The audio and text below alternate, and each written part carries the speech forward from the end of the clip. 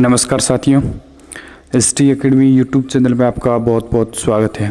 साथियों, आज book review की सीरीज़ में हम जिस किताब को लेकर आए हैं, भारतीय इतिहास की, प्राचीन भारत की इतिहास सबसे महत्वपूर्ण किताबों में से जो किताब है वो हमारी है प्राचीन भारत का एक नवीन सर्वेक्षण, जो पप्पू सिंह प्रजापति की, उसका आज रिव्यू करेंगे कि ये बुक है वो। इसकी बुक की खासियत क्या है, क्या इसमें जो जितने भी किताबें अब तक लिखी गई प्राचीन भारत पे उन सब से हटके हैं, क्या खूबियाँ हैं, तो आज हम इस पर चर्चा करते हैं। साथियों, इसके जो लेखक हैं वो पप्पू सिंह प्रजापति है, वो इसके लेखक हैं। और ये किताब है एक प्राचीन भारत का इतिहास, पाषाण काल से लेके 12वीं ईस्वी तक नवीन सर्वेक्षण। एक इसका जो एडिशन है वो 2018 में आया, आप देख सकते हो, दिसंबर 2018 में इसका पहला एडिशन आया था। और इसमें आप पॉज करके देख सकते हो कितने टॉपिक है। इसमें कुल 23 टॉपिक है, देख सकते हो आप। इसमें कुल विशेष सूची के अंदर देखेंगे तो कुल 23 टॉपिक इन्होंने दे रखे हैं। और इस किताब के टोटल पेज हैं, वो पेज है 736 पेज हैं इसके, ठीक। और इसका मूल्य है वो 450 है, तो लगभग आपको 300 तक ये मिल जाएगा मार्केट में। ऑनलाइन थोड़ा ज़्यादा मिलेगा, लेकिन कहीं दुकान में मिलता है तो वो सस्ता मिल जाएगा, 300 तक आपको मिल जाएगा। अब साथियों, ये किताब ये महत्वपूर्ण क्यों है? मैंने इसको काफ़ी पढ़ा है, इसको गहराई से पढ़ा है। साथियों, पहली बात बता दूं कि ये किताब किसके लिए महत्वपूर्ण है। साथियों, अगर आपने MA कर रहे हो या MA कर ली है और नेट JRE की तैयारी कर रहे हो, या असिस्टेंट प्रोफेसर की तैयारी कर लो, या PGT एग्ज़ाम की तैयारी करो, उन्हीं के लिए महत्वपूर्ण है, इम्पोर्टेंट है।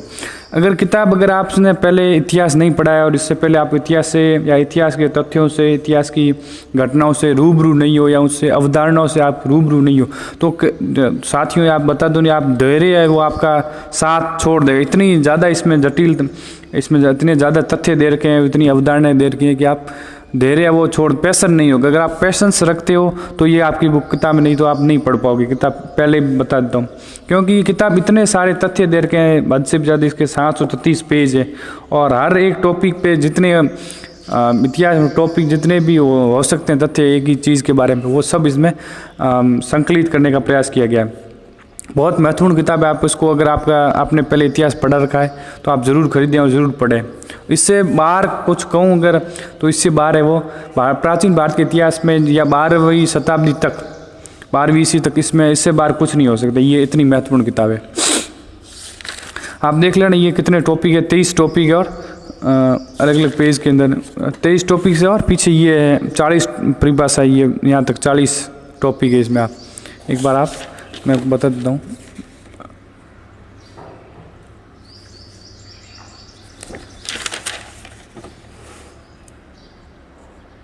पॉज करके आप देख लेना।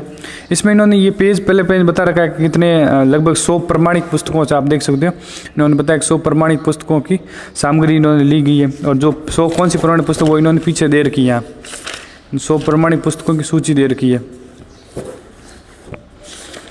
साथियों, ये किताब है बहुत इंपॉर्टेंस हो जाए, जिसमें हर एक तथ्य मिल जाएगा आपको, बहुत इंपॉर्टेंट। जो 40 के 40 टॉपिक है इसमें, भारतीय या प्राचीन भारत कला है, विदेशी यात्रियों के भारत के विवरण है, प्राचीन भारत में विज्ञान प्रौद्योगिकी है, वृत्त भारत है, प्राचीन भारत में शिक्षा व्यवस्था है।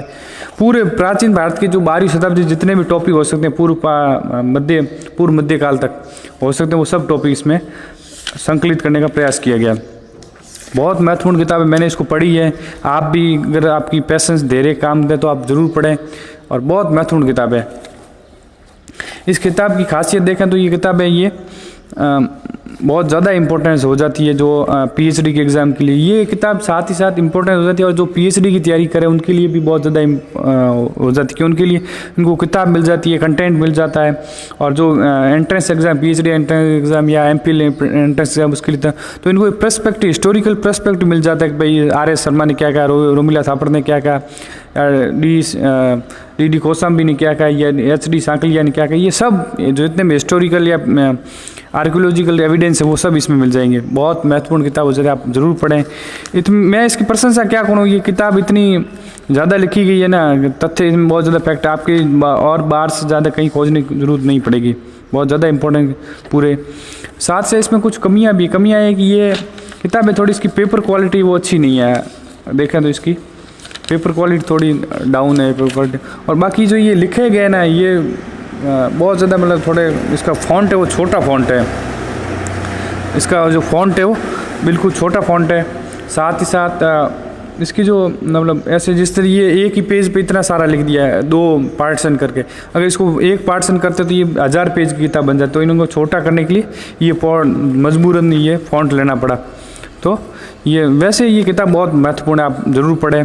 पूरा प्राचीन भारत के इतिहास इसमें संकलित किया गया है, जितने भी इंडियन हिस्ट्री के पर्सपेक्टिव हो सकते हैं वो सब इसमें इन्होंने देने का प्रयास किया गया है। देख सकते हैं आप, मैं वो जैसे मौर्य राज सत्ता और धम्म, इन्होंने मौर्य सत्ता पे पूरा जैसे मौर्य का इतिहास के साधन है, और ब्राह्मण साहित्य में क्या है, बौद्ध साहित्य में क्या है, जैन साहित्य क्या है, संगम साहित्य में क्या है, पुरातात्व में क्या है, चंद्रगुप्त मौर्य के बारे इन्होंने इस तरह दे रखा है। मतलब जितने टॉपिक हो सकता है वो सब कंटेंट इन्होंने मैप के द्वारा भी समझाने की कोशिश की गई है। कहीं कि मैप का जहाँ मैप का उपयोग हो सकता है मैप किया गया है।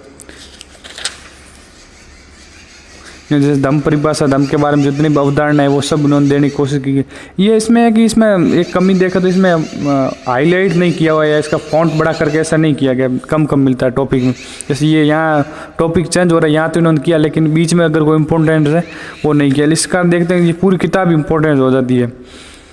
अशोक के जितने भी लघु शिलालेख, व्रत शिलालेख, बाबरू शिलालेख जितने भी है वो सब इन्होंने देने, पूरा इतिहास है वो, कहीं कोई भी तथ्य नहीं छोड़ा गया है।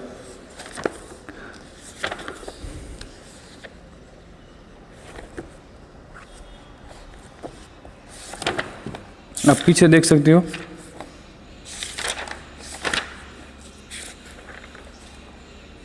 परिभाषाएं शब्दावली दी, परिभाषिक शब्दावली दे रखी इन्होंने। महत्वपूर्ण तथ्यों को उन्होंने बाद में रूबरू करवाया गया। चोल कला के बारे में ये सार संग्रह भी इन्होंने दे रखा है कि जो महत्वपूर्ण हो जाते हैं। इसमें थोड़ा चित्रात्मक कम है और एक इसकी जो फॉन्ट है वो साइज कुछ कमी या दोष है जरूर है, लेकिन वाकई में बहुत महत्वपूर्ण किताब है। इसका फर्स्ट एडिशन है, अब जब सेकंड एडिशन आएगा तो जितनी भी कमियां हैं वो जैसे दिसंबर का एडिशन है, और जब इसका सेकंड एडिशन या थर्ड एडिशन जब भी आएगा तो ये किताब में जितनी भी कमियां उसको दूर करने का प्रयास किया गया। तो आप ज़रूर खरीदें किताब को, बहुत महत्वपूर्ण किताब है। ये सारणी के द्वारा समझाने का प्रयास किया गया है। हर जगह इन्होंने जो भारत के जो इतिहास स्रोत हैं वो बहुत महत्वपूर्ण है। मतलब ये पढ़ने के बाद आपको दिक्कत नहीं होगी, लेकिन इसके पढ़ने के लिए आपको बहुत ज़्यादा पेशेंस की ज़रूरत होगी। तो ज़रूर आप इस बुक्स को ख़रीदें। आप अगर पढ़ने में चाहत रखते हो या पढ़ने में इतिहास रुचि है और आपका पेशेंस साथ दें तो ज़रूर किताब खरीदें। बहुत महत्वपूर्ण किताब है, कोई भी तथ्य छोड़ा नहीं गया है, कोई भी भारतीय इतिहास कोई भी टॉपिक छोड़ा नहीं गया है। ज़रूर आप खरीदें। और अगर इसके बारे में कोई आपकी राय है तो ज़रूर में कमेंट करें, हमारे चैनल को ज़रूर सब्सक्राइब करें। Thank you.